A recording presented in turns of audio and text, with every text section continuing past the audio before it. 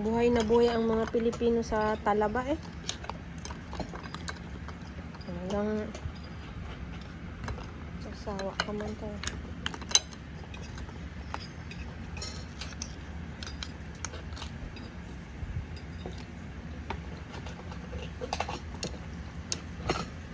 Kailangan pala talaga siyang painitan para bubuka. Kasi mahirapan kang hanapin yung ano niya kung hindi walang buka na hindi na buka.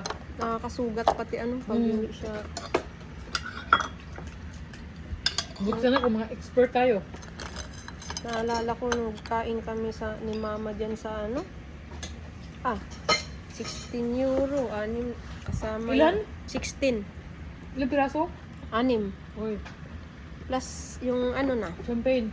Plus yung champagne. Isang baso.